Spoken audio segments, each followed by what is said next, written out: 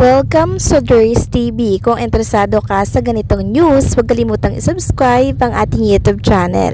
Maraming salamat. Welcome po ulit sa ating panibagong update tungkol kina Kim and Paolo Avellino, na kung saan mga latest na ganap ang ating pag-uusapan tungkol sa tambalang ating sinusuportahan.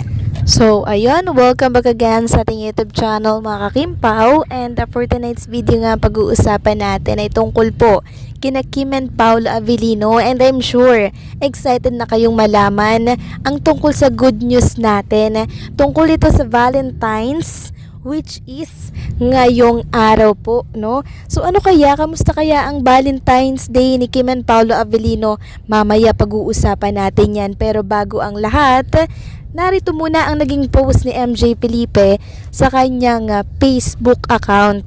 Tungkol po ito mga kakimpaw sa previous interview lamang nitong kakatapos po na fan meet, na kung saan ay sinabi nga po ni Chinita Princess, 'di ba, na talaga namang nag-a-adjust po siya ng kanyang baon. Kasi nga po si Paolo Avellino ay hindi po kumakain ng mga baboy, ng meat. Kaya naman kailangan po ni Chinita Princess ang mga baon niya ay gulay, isda, 'di ba? Para syempre makakain si Paolo Avellino, kasi sumishare na si Paolo Avellino ng baon kay Chinita. Kaya nagpapaluto po si Kim Chiu ng kakainin po ni Paolo Avellino. Pero bakit naman umabot sa pag-a-adjust? Yan po yung tinatanong ngayon ni MJ Felipe. Sabi niya, sa totoo lang, madami naman akong friends and sometimes I share my baon. Pero hindi naman sa level na nag-a-adjust ako ng baon sa isang tao. Unless, happy Valentine's na lang talaga sa lahat. So may point po si MJ Felipe mga kakimpaw, no? Bakit naman umabot sa pag-a-adjust kung walang something sa kanilang dalawa, hindi ba? Eto tuloy yung komento ng ilang mga Kimpaw fans sa kanyang naging post. Tama ka dyan, Sir MJ, house na lang talaga. Tapos sabi niya, Happy Heart Day MJ, ikaw naman, alam ko naman na may alam ka. Since what's wrong with Secretary Kim, alam mo na, diba? May binulong sa'yo si Pau, ikaw nga ata unang nakaalam, diba? Aminin. Tapos may nag-comment pa ng ganito. Sabi pa ng isa mga kakimpaw, kailangan talaga Sir MJ mag-adjust ng baon para sa minamahal po. Ay, in a relationship coded na talaga, kasi doon ako kakapit sa pa-adjust. Confirm na ba Sir MJ? Naalaala ko may utang ka pa na hindi mo pa ni-reveal. Yung pa-whisper sa ni Pau, may interest na yon. So curious lang ako mga kakimpaw, ano nga kaya yung binulong na yun ni Paolo Avellino kay MJ Felipe, no? Sana malaman din natin yon in the right time, sa tamang panahon. Samantalang, pag-usapan naman natin ang ganap kay Paolo Avellino.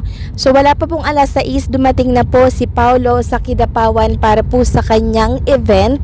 And for sure ay babalik din po siya agad ng Manila, dahil nga po hahabol siya sa ganap nila ni Chinita Princess. And syempre, meron pong ganap si Kim and Paolo bukas sa Star Mall po yan, na kung saan kasama nga po si Direk Chad Vidanes, and meron pa silang mga special guests. And ilalabas nga po nila yung official trailer po ng My Love Will Make You Disappear. Kaya naman, abangan nyo po yan, yung ganap bukas. Dahil for sure, kikiligin na naman tayo ng sobra-sobra sa official trailer na yan na ilalabas po ng ABS-CBN Star Cinema. Samantalang since ngayong date nga po is February 14 na 2025, syempre maraming mga Kimpaw fans ang nagtatanong, di ba?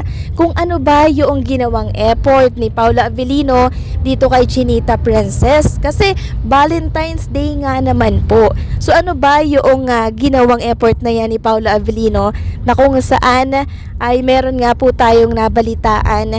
Dito po yan sa post ni Chinita Princess sa kanyang Instagram story. So for sure, nabalitaan na din ito ng mga Kimpaw fans natin dyan, and kilig na kilig sila. So ganito po kasi yan, may nagpadala po kasi dito kay Kim Chiu ng bouquet of flowers. So eto, mukha pong special yung flower, kasi parang nasa abaka po na tela nakalagay yung flower. Iba-iba yung color, may pink, may yellow, may red, And marami pang ibang kulay dito. And mababasa natin dito mga kakimpaw yung caption ni Chinita Princess. So basahin ko na lang sa inyo ulit. Sabi dito, sa legal papers ko lang nakikita totoong pangalan ko. Muntik ko nang makalimutan sino si Kimberly. Ako pala yun.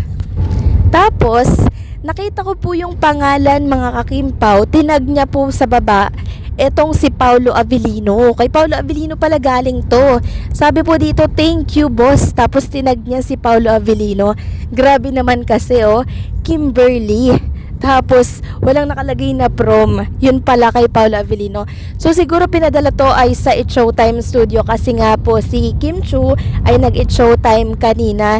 So nai-imagine ko ano kaya yung pakiramdam, ano kaya yung reaction ni Chinita Princess na malaman niya na kay Paulo Avellino pala ito galing. And yung reaction ng mga co-host niya sa It Showtime, ano kaya yung reaction, ano? So for sure, sigawan na doon yung mga co-host nila and bunot na naman si Chinita Princess. So kung bukas, present si Chinita sa It Showtime, di bunot na naman siya. Pero kung hindi, by Monday, dyan babanat si Vice Ganda, si Bong Navarro, diba? Bunot na naman yan si Chinita Princess. Abangan nyo po yan kasi for sure, etong mga co-host niya sa It Showtime ang saksi sa pagpapadala po ni Paulo ng bouquet of flowers kay Kim Chu. So, maging ako mga kakimpaw, nagulat din, hindi ko ina-expect na mag-e-effort ng ganito si Paulo kasi nga po, meron siyang ganap ngayong araw. Akala ko busy siya, 'di ba? Pero nagawa niya pa rin po talagang maglaan ng oras para mabigay kay Chinita Princess etong bouquet of flowers. So nakakatuwa lang, hindi po ba? Dahil talaga namang ando doon yung pagpapahalaga sa feelings ni Chinita Princess, 'di ba? Bilang isang babae. And umaasa ako mga kakimpaw na bukod sa flowers na binigay po ni Paulo Avellino kay Kim, meron pa po silang ganap and sana maihabol nga ito ni Paulo Avellino. And alam ko naman na gagawin nyo ni Paulo kahit na siya ay busy, kahit siya ay pagod, kasi ganyan po yung love, 'di ba mga kakimpaw? Hahanap po siya ng time para maiparamdam sa taong mahal niya na syempre espesyal siya, lalo na ngayong araw ng mga puso. So kayo mga nakikinig na Kim Pao fans, sa oras na to, siguro kilig na kilig po kayo, no? Please comment down below ano po yung reaction ninyo nang malaman po ninyo na nagpadala si Paulo Avellino ng flowers kay Chinita Princess. Nako, i-share nyo po yan sa comment section ha. So paano, hanggang dito na lamang po ang update natin. Maraming salamat sa patuloy na pagsuporta and don't forget to like, share, comment, and subscribe.